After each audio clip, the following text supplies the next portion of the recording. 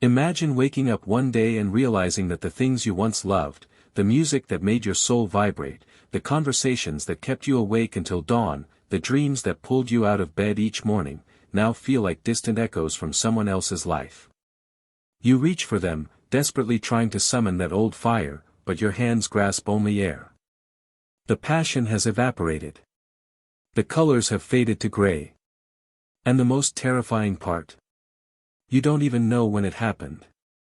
Today, we are going to explore a powerful and often misunderstood idea inspired by the work of Carl Jung, an idea that touches the core of human development, meaning, and inner awakening.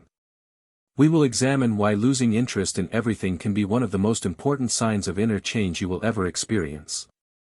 And stay with me until the very end of this journey, because the final realization will be the most important and transformative of all, capable of reshaping how you understand your life, your struggles, and your sense of purpose.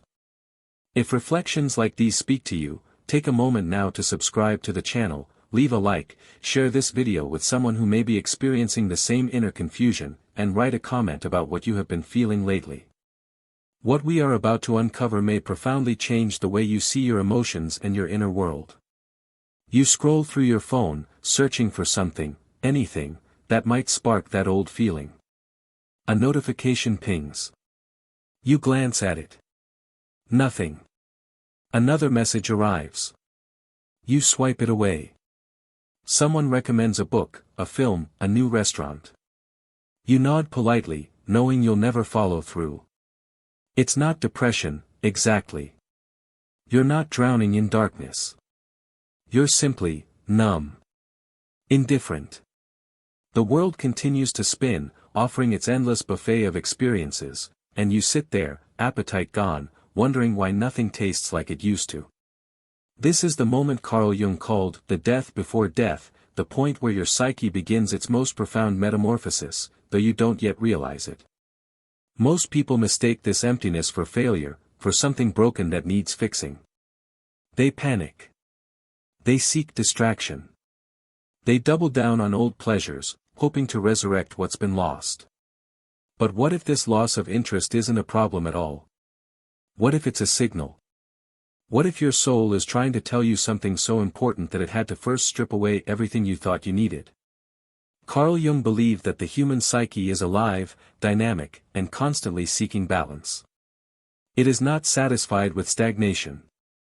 When we remain psychologically stuck in outdated roles, values, or identities, the psyche does not remain silent. Instead, it withdraws energy from the external world. Jung called this psychic energy libido, not merely in a sexual sense, but as the vital force that animates interest, curiosity, and motivation. When this energy retreats, the world appears dull, flat, and meaningless. From a Jungian perspective, losing interest in everything often signals that the conscious life is no longer aligned with the deeper needs of the unconscious.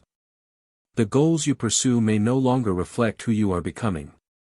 The ambitions you once embraced may belong to an earlier version of yourself. When this happens, the psyche demands change, not through logic, but through feeling.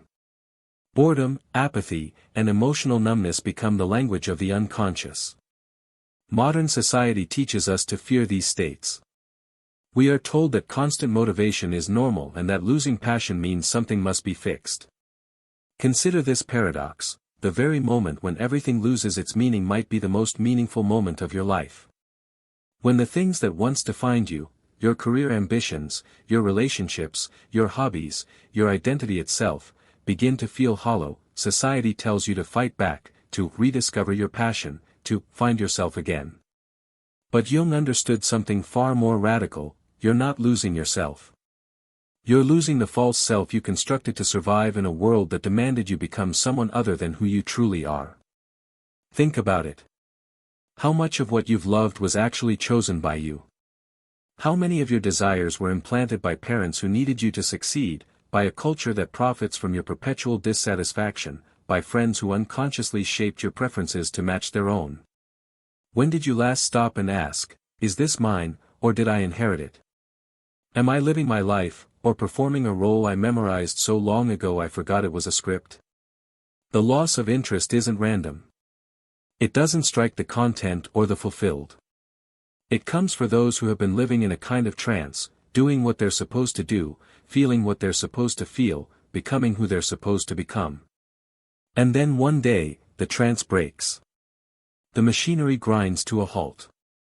And you're left standing in the wreckage of your own life, surrounded by achievements that no longer matter, relationships that no longer nourish you, and dreams that were never truly yours to begin with. But here's what they don't tell you: this moment of emptiness is actually an initiation. It's the universe clearing the stage before the next act begins. Jung called it the encounter with the self, that deeper, truer part of you that's been waiting patiently beneath all the noise, all the performance, all the borrowed desires. This self doesn't care about your resume or your Instagram following. It doesn't speak the language of productivity or achievement. It communicates through silence, through withdrawal, through a profound and unsettling loss of interest in everything that once seemed so important.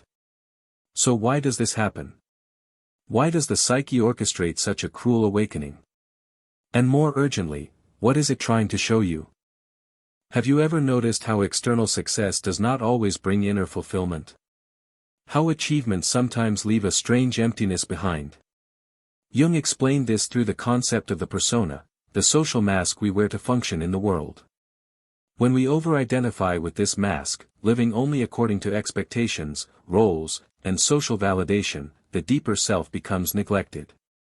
Eventually, the unconscious responds by draining meaning from those external pursuits. This is why losing interest can feel so disorienting. The structures that once gave your life direction begin to collapse. You may feel lost, uncertain, or even frightened by the absence of desire. Yet this emptiness is not random. It is purposeful. It creates space for reflection, for confrontation with the inner world, and for the emergence of values that are not borrowed from society but discovered within. Jung observed that many individuals who entered this phase were standing at the threshold of individuation, the lifelong process of becoming a whole and authentic self. This is not a destination you arrive at, it's a continuous unfolding, a dialogue between your conscious intentions and the deeper currents of your unconscious mind. The loss of interest acts as a rupture in the carefully constructed narrative you've been living. It forces you to acknowledge that something fundamental has shifted beneath the surface of your awareness. Philosophers across history have recognized this pattern. Friedrich Nietzsche spoke of the collapse of old values as a necessary stage before the creation of new ones. He understood that before the Übermensch, the person who creates their own meaning, can emerge, there must first be a period of nihilism, a recognition that the inherited frameworks no longer hold. Viktor Frankl observed that a crisis of meaning often precedes a deeper understanding of purpose.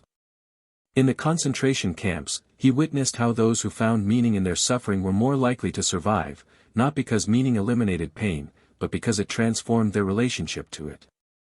Even ancient spiritual traditions described periods of inner dryness as precursors to awakening. The dark night of the soul, that mystics speak of, is not a punishment but a purification. What unites these perspectives is the recognition that discomfort can be transformative.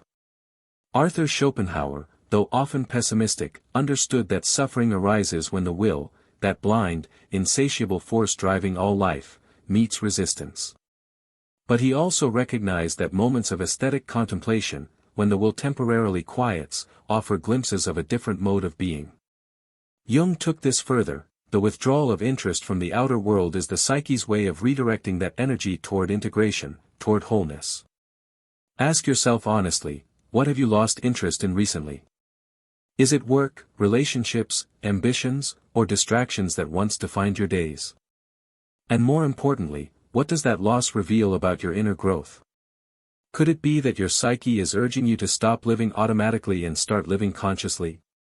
The activities that once captivated you may have served a purpose at an earlier stage of your development.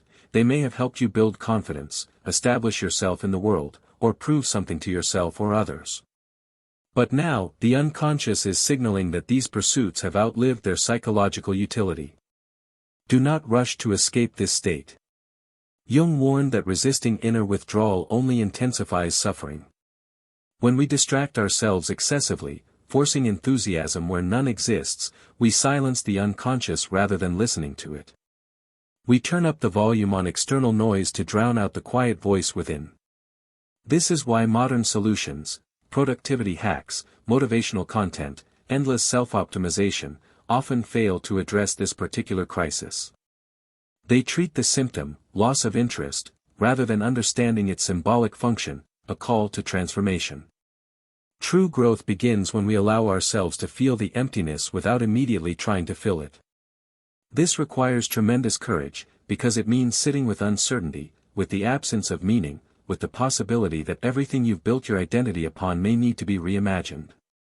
Jean-Paul Sartre spoke of existential anxiety, the vertigo that comes from recognizing our radical freedom, the terrifying realization that we are responsible for creating meaning in a universe that provides none. Jung would add that this anxiety, while uncomfortable, is also the birthplace of authenticity.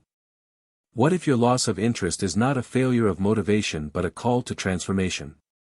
What if it is inviting you to descend inward so that something more authentic can emerge? The psyche operates through symbols, through feelings, through the withdrawal and investment of energy. When it pulls back from the outer world, it is not abandoning life, it is preparing for a deeper engagement with it, one rooted not in performance but in truth. When interest in the outer world begins to fade, it rarely happens in isolation. It is usually accompanied by a complex emotional landscape that can feel confusing and overwhelming. Anxiety may arise without a clear cause.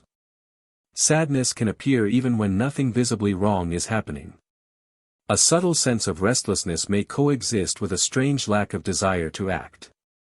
Carl Jung understood these emotional states not as random disturbances but as signals that the psyche is reorganizing itself at a deeper level. Jung observed that when psychic energy withdraws from external objects, it does not disappear, it turns inward. This inward movement forces a confrontation with thoughts, memories, and emotions that were previously ignored or suppressed. This is why losing interest in everything can feel so uncomfortable. Without the usual distractions, you're left alone with yourself. And for many people, this is precisely what they have spent years avoiding. You may notice old questions resurfacing, questions about who you truly are beyond your job, your relationships, or your achievements. Questions about whether the life you are living genuinely reflects your inner values. Jung believed that these questions emerge when the unconscious is seeking integration. The psyche is no longer satisfied with surface-level meaning. It demands depth. Psychologically, this phase often resembles what Jung called a confrontation with the shadow. The shadow represents the parts of ourselves we have rejected, denied, or never fully developed. When interest in the outer world fades, the shadow has more space to emerge. This can manifest as irritability, self-doubt, regret, or a heightened awareness of personal flaws. But this confrontation is not meant to punish you, it is meant to make you whole. Many people mistake this phase for depression alone. While there can be overlap, Jung made an important distinction: depression that arises from this inner shift often carries a symbolic purpose. It slows you down. It forces reflection. It interrupts compulsive action. In this sense, it can be understood as a psychological pause, a necessary stillness before transformation. Think about how nature works. Before a seed sprouts, it must first be buried in darkness. Before a butterfly emerges, it must dissolve inside the cocoon. Jung frequently used such symbols to explain inner development. Losing interest in everything is often the cocoon stage. From the outside, it looks like stagnation; from the inside, profound change is taking place. The danger arises when this state is misunderstood or resisted. Modern culture encourages constant productivity, positivity, and outward success. When someone feels empty or unmotivated, they are often pressured to fix it immediately, to push through, to stay busy. Jung warned that this attitude can prolong suffering. When the psyche calls for inward attention, forcing outward action creates a deeper split within yourself. You become divided, at war with your own nature. Consider the cognitive bias known as the sunk cost fallacy. the tendency to continue investing in something simply because you've already invested so much, even when it no longer serves you. This applies not just to money or projects, but to entire identities. How many people continue in careers, relationships, or lifestyles that have long ceased to nourish them, simply because admitting the mismatch feels like admitting failure? The loss of interest is the psyche's way of refusing to honor sunk costs. It is saying, what you've invested does not obligate you to continue. Neurologically, we now understand that the brain's reward systems are deeply interconnected with our sense of meaning and purpose. When dopamine pathways are consistently activated by shallow pleasures, social media validation, consumer purchases, fleeting achievements, the brain becomes desensitized. It requires more and more stimulation to feel the same level of satisfaction. But when those external sources suddenly feel hollow, it's not because your brain is broken. It's because your psyche is recalibrating, seeking rewards that are more aligned with deeper values. Cultural conditioning plays an enormous role in this crisis. From childhood, most of us are taught to derive our sense of worth from external achievements, grades, accolades, job titles, relationship status, material possessions. We internalize the belief that our value is conditional, that we must constantly prove ourselves worthy of love, respect, or belonging. When the psyche withdraws interest from these external markers, it exposes the fragility of this entire framework. You're forced to confront a terrifying question: who am I when I'm not performing? This is where the urgency becomes palpable. Every day you spend trying to resuscitate old passions that no longer fit, every hour you waste forcing yourself to care about things that your soul has already outgrown, this is not just inefficiency. It is a form of self-abandonment. It is choosing the familiar prison over the unknown freedom.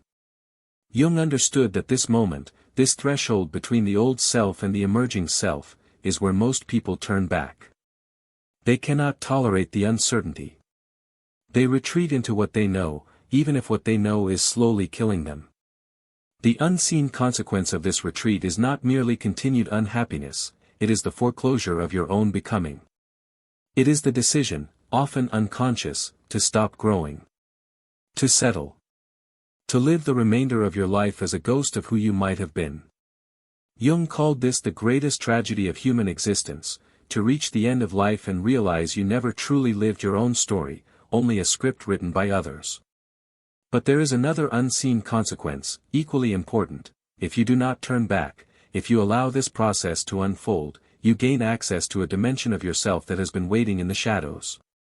You discover capacities, interests, and depths that were impossible to access while you were busy maintaining the persona. The very emptiness that terrifies you becomes the womb of transformation.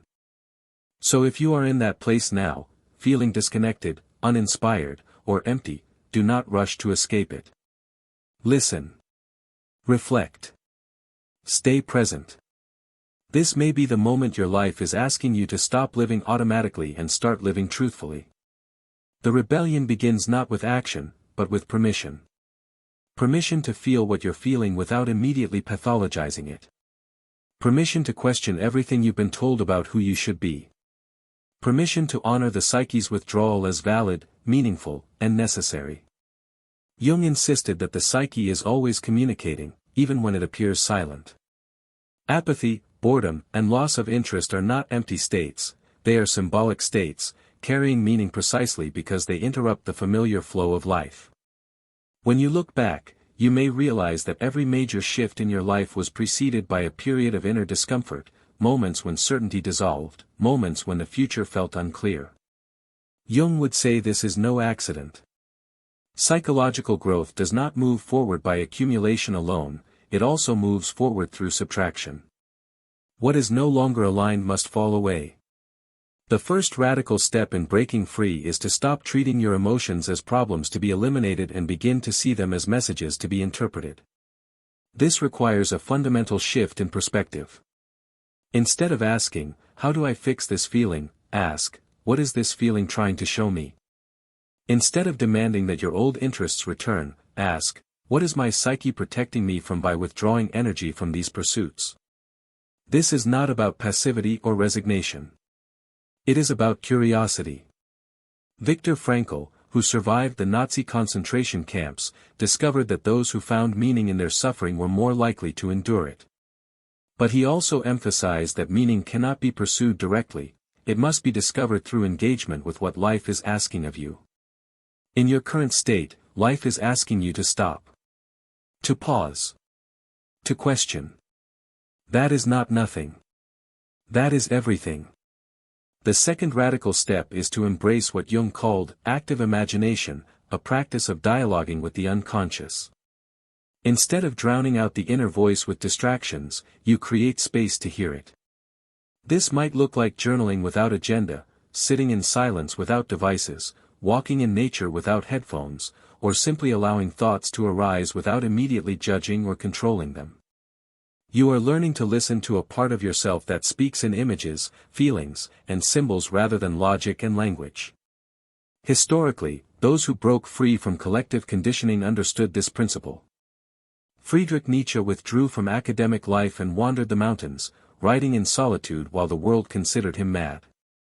Carl Jung himself experienced a profound psychological crisis in his 40s, a period he later called his confrontation with the unconscious, during which he withdrew from many professional obligations and devoted himself to exploring his inner world through art, dreams, and imagination. What emerged from that darkness was his most original and important work. The pattern repeats across cultures and centuries. The Buddha left his palace and sat beneath the Bodhi tree. Jesus wandered in the desert for 40 days.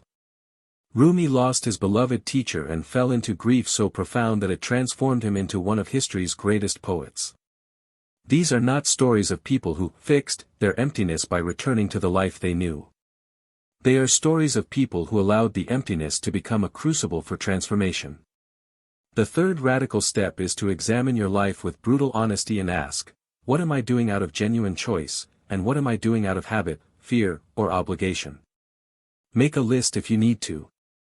Look at your daily activities, your relationships, your goals, your routines.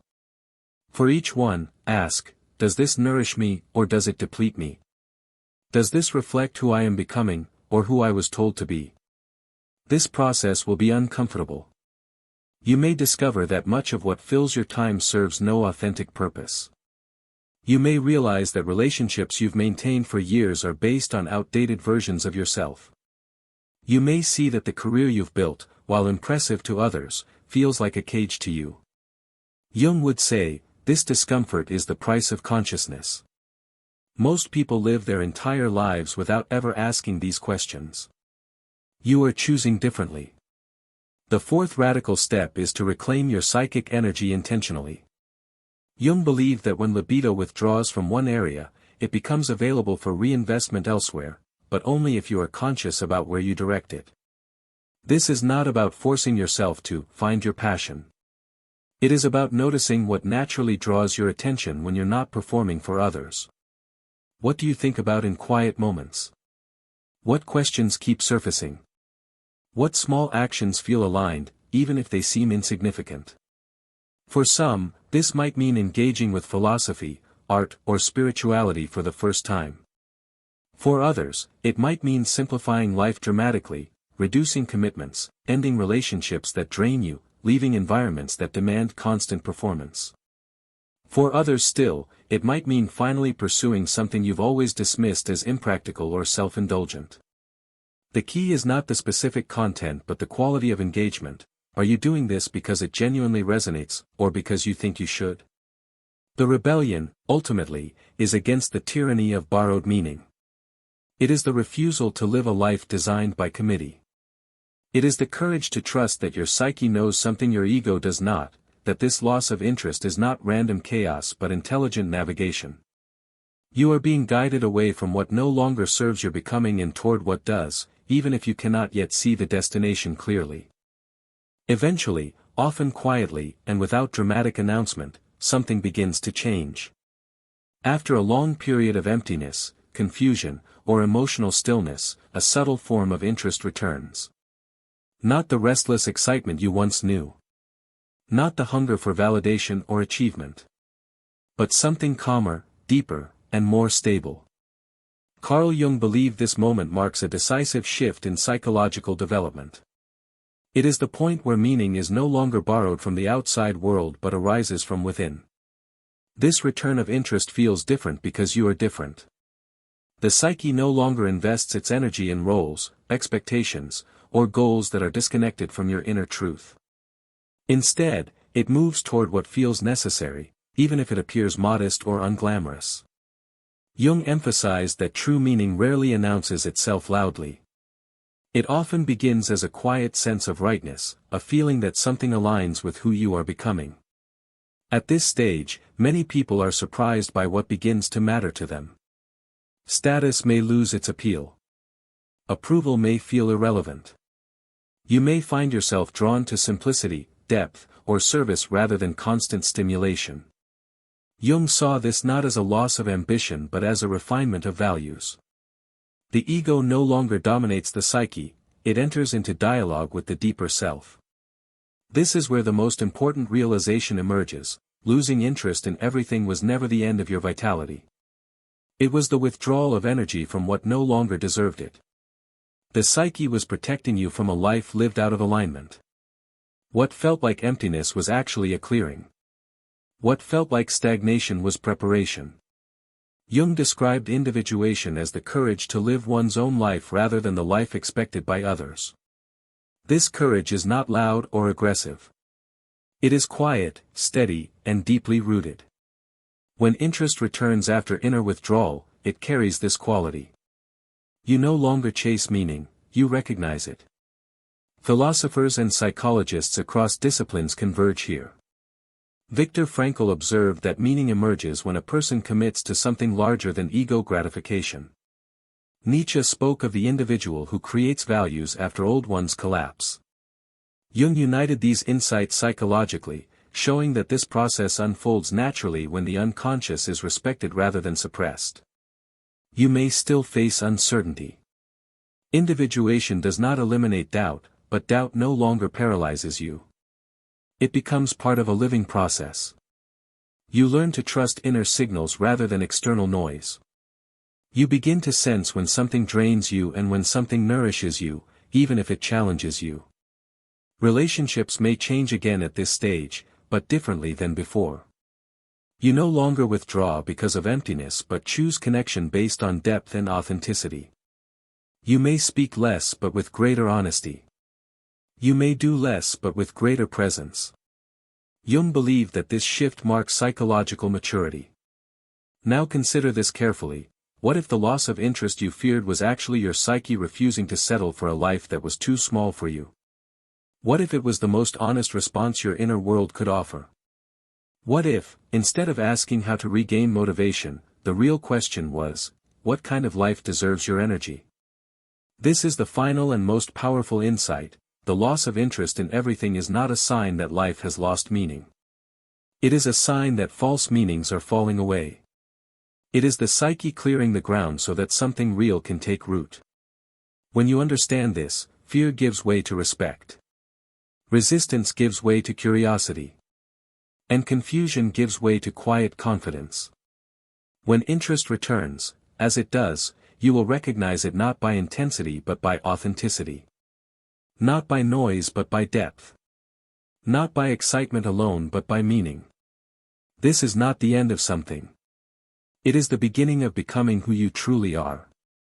As this understanding settles, something subtle but important happens in the way you relate to your own inner experience. You stop treating emotions as problems to be eliminated and begin to see them as messages to be interpreted. This is why people who pass through this phase often emerge with a different relationship to time. They are less rushed, less reactive, less desperate to prove themselves. Interest, when it returns, is no longer scattered across countless distractions. It becomes concentrated, focused, intentional. Jung believed this concentration of psychic energy is one of the clearest signs that a person is living closer to their inner center. You may also notice a shift in how you interpret suffering. Instead of asking, "Why is this happening to me?" you begin to ask, "What is this asking of me?" This change in perspective is not naive optimism. It is psychological realism. It acknowledges pain without making it meaningless. Jung repeatedly emphasized that meaning does not remove suffering, but it makes suffering bearable. At this stage, many people feel a quiet sense of responsibility toward their own lives, not obligation imposed from outside, but responsibility arising from self-knowledge. You become aware that ignoring your inner truth carries consequences.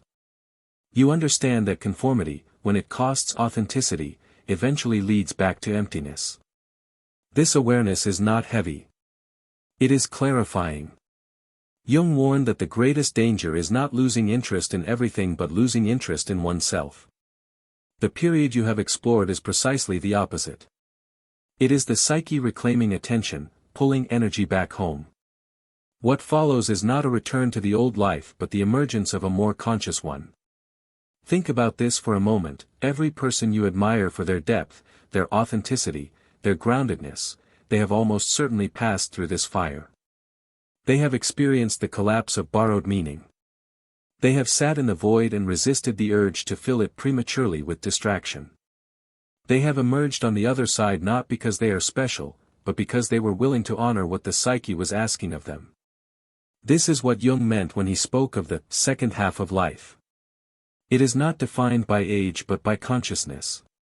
In the first half of life, we build an ego, establish ourselves in the world, and achieve what society demands. In the second half, which can begin at 25 or at 60, we are called to something different, to become who we actually are beneath all the conditioning, beneath all the performance, beneath all the fear. The loss of interest is the threshold between these two halves. It is the moment when the unconscious says, enough. We are no longer doing this. We are going deeper. And if you have the courage to listen, if you have the patience to allow the process to unfold, you will discover capacities within yourself that you never knew existed. You will find that you can tolerate uncertainty without collapsing. You will discover that you can sit with emptiness without needing to fill it immediately. You will realize that your worth is not contingent on productivity, achievement, or external validation. You will understand, perhaps for the first time, that you are not what you do, you are the awareness beneath all the doing. This is the ultimate liberation, to live from the inside out rather than the outside in. To make decisions based on what feels true rather than what looks impressive.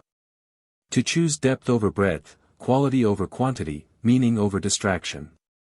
To say no to what diminishes you and yes to what calls you forward, even when that calling is quiet, even when it makes no sense to anyone else. So when you hear the phrase, you will start losing interest in everything, do not hear it as a prophecy of decline. Hear it as a description of a threshold, a crossing point between who you were and who you are becoming. Between borrowed meaning and discovered purpose. Between noise and depth. If you find yourself standing at that threshold now, remember this, you are not late. You are not broken. You are not failing at life. You are listening to a signal that many ignore for decades, and that alone already sets you on a different path. Carl Jung once wrote that the privilege of a lifetime is to become who you truly are. Sometimes the first step toward that privilege is losing interest in everything that you are not. And in that loss, in that emptying, in that sacred void, that is where you finally meet yourself. This is not the end of your story. This is where your real story begins.